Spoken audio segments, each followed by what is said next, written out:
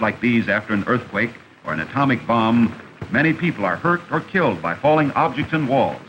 People should stay far away from burning buildings. The center roof fell first. Then another roof went down. Back at the Garman Ranch, the boys beat out the flames with gunny sacks. They were tired, but proud that the firemen trusted them to handle this part of the fire alone. This relieved the firemen to work on the other side of the ridge where the fire was raging. Mr. O'Brien's barn still was burning. Patty's mother and Bill pulled a hose up to the back of the barn. Her father was worn out. Bill relieved him on the hose. Bill could be counted on to do a job like the older boys. But what happened? Bill was overcome by the smoke.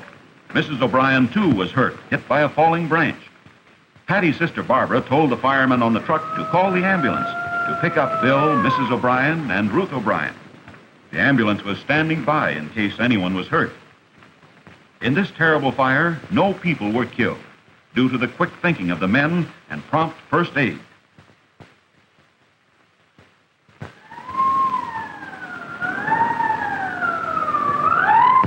The Red Cross always is ready to help in an emergency and gives aid to the people who are in trouble. The men lifted Bill carefully and placed him gently on the stretcher in the ambulance. He was not dangerously hurt, but his leg was burned, so his mother wanted the doctor to check him. The doctor treated Bill's leg, which was not burned seriously. Later, he was back helping with the fire.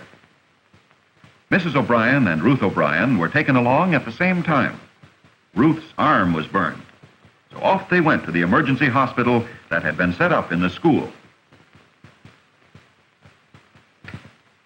Patty couldn't help crying. Her mother told her to stay near Ben, who milks the goats. Generally, a child can help most by staying out of the way of the people who are fighting a fire. Why, Charlie and Nellie from Mr. Mardell's ranch are running away.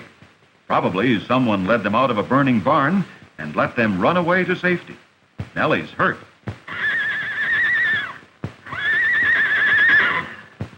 Patty herded the goats to the end of the corral, away from the smoke, and tried to talk calmly to the goats to keep them from getting excited. They might have stampeded and hurt each other. Her baby goat was trembling.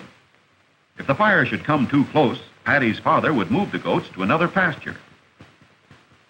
Back over the ridge, the firemen were trying to save Janie Brighton's home.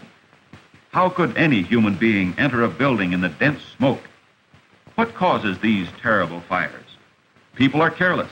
They throw away matches and cigarettes that are still burning. They even smoke in bed, go to sleep, and drop their burning cigarettes. The firemen pulled out a burning Davenport. The fire can smolder and spread while a person sleeps. This fireman stayed near the floor because in a burning room, the air near the floor is better and easier to breathe. Flames and hot air rise and create a draft, which draws in the cool air near the floor or ground. See how the hot air and smoke rise from this house and the clear air sweeps in below. After a fire, you often see the firemen working in the attics, pulling out the walls and floors. Seems like unnecessary destruction of the building. But it is important to be sure that no hidden fire is buried in the frame to start up later and cause another fire. Firemen do everything they can to prevent water damage. Reporters and news photographers go to all large fires to learn about the fire and also to find human interest stories for their papers. Each man tries to get the news to his paper first. The tired firemen haul the heavy lengths of hose up the hill to the trucks. Takes time to clean and repair equipment and have it ready for the next fire. They stayed on guard through the night to be sure no new fires would spring up.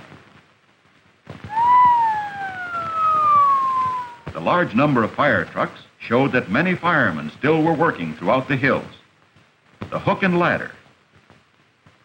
You understand now why this fireman wore a helmet that would not burn and a coat that would shed water and that was extra heavy to protect him from the heat. His tool, a hose spanner, is used to tighten the joints that hold the lengths of hose together. The tools the firemen use most often are hose, nozzles, ladders, axes, and spanners. Bernie O'Brien pats old Don, the horse that was saved from the flame in O'Brien's barn fire. Mr. Emery told Mr. Garman about the damage at High Point. Refugees who yesterday had a nice home now trudged through the ruins, hoping to save something of value. Nothing was left standing. Just an old car and the old stove. Poor Millie and Todd. Who wants an old roasting pan? Everything gone. And Millie's doll. It just seemed more than they could stand.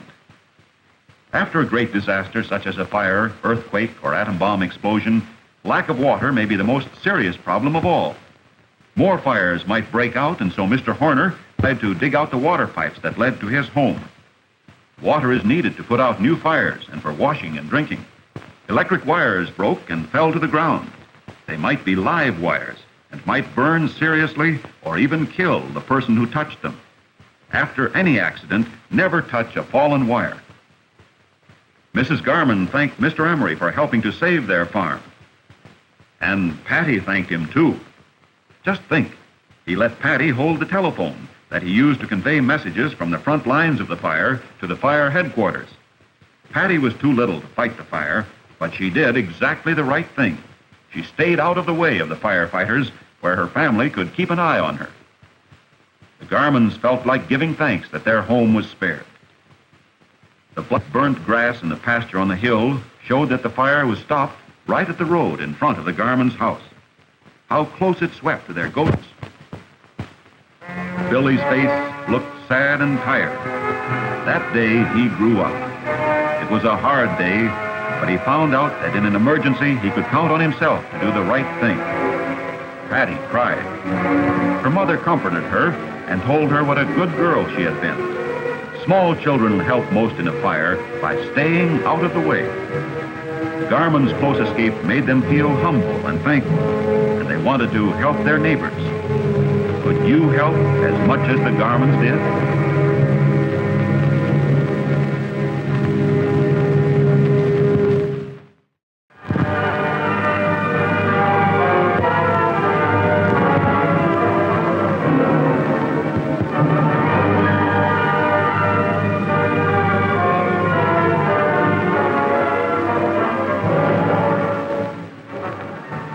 Today is a very important day at Patty's school because Captain Clemens of the fire department is here to tell the head, but no brain. You have to be the brain for his head. Never allow a match to go out alone. Chaperone your match. Little children 3 and 4 years old have started many fires with matches. If you break the match before you throw it away, you can be sure the match is out. Keep matches in the children what to do in case of fire. Children often are alone when they see a fire, and if they know the right thing to do, they may save a house or even a human life. The main thing is be calm, stop and think, and then do the best you can. The children like Captain Clemens and join eagerly in the lesson. He asks Jack how he hurt his hand. Jack was burned while roasting hot dogs. His hand is bandaged neatly because his mother learned how to dress burns at the Red Cross first aid class. The captain compliments Jack on the fine bandage and explains to the children that it is best to use a burn ointment for small burns, but for large, dangerous burns, cover the wound with a dry, clean dressing and rush the patient to a doctor. There are many good ways to treat burns. The important thing is that every family should have an emergency kit with bandages, dressings, adhesive tape, and simple remedies for burns and other accidents. More fires are caused by matches and smoking than by any other thing. In lighting a match, always strike the match away from you so that the flame will not burn your clothing. An easy way to remember about dangerous Mr. Match is that he has a head